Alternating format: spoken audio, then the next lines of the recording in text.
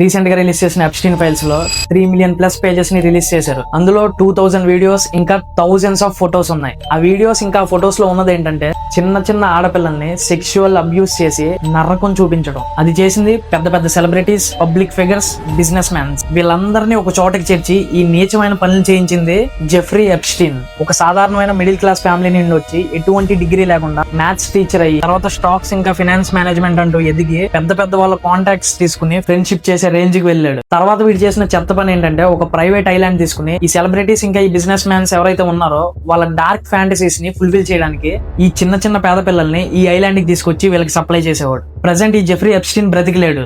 2019 లో జైల్లో సస్పీషియస్ గా సూసైడ్ చేసుకుని చనిపోయాడు. అతను మాత్రమే కాదు, ఈ ఎప్స్టీన్ ఫైల్స్ కి సంబంధించిన చాలా మంది విట్నెస్లు ఇలానే సూసైడ్ చేసుకున్నారు. కాదు, సూసైడ్ చేసుకున్నారని చెప్తున్నారు. ఈ ఎప్స్టీన్ ఫైల్స్ లో ఈ ఐలాండ్ కి వచ్చి ఎక్స్పోజ్ అయిన వాళ్ళలో Donald Trump, Stephen Hawking, bill gates ఇంకా చాలా మంది పెద్ద పెద్ద వాళ్ళు ఉన్నారు. చాలా మందికి రోల్ మోడల్ గా చెప్పుకునే బిల్ గేట్స్ రష్యన్ అమ్మాయిలతో సెక్షువల్ గా ఇన్వాల్వ్ అయ్యి ఎస్టీడీ వచ్చిందని ఎప్స్టీన్ ఫైల్స్ లో మెన్షన్ చేసి ఉంది. ఇంకో విషయం, నరేంద్ర మోడీ గారి పేరు కూడా ఈ ఎప్స్టీన్ ఫైల్స్ లో మెన్షన్ చేసి ఉంది. కానీ మోడీ గారు ఎప్స్టీన్ ఐలాండ్ కి వెళ్ళినట్టు గానీ ఇంకేదో చెడు పని చేసినట్టు గానీ ఎక్కడా మెన్షన్ చేసి అయితే లేదు. ఆయన పేరు ఉన్నంత మాత్రాన ఆయన తప్పు చేశారని కాదు. అండ్ ఇంకా ఈ ఎప్స్టీన్ ఫైల్స్ వీడియోస్ ఇంకా ఫొటోస్ చూస్తే ఒకదాని మించి ఒకటి చాలా దారుణంగా ఉన్నాయి. ఈ వీడియోలో అయితే ఒక ఆవిడ ఆ పిల్లల్ని అబ్యూస్ చేశాక చంపుకుని తింటున్నారు అని చెప్తుంది.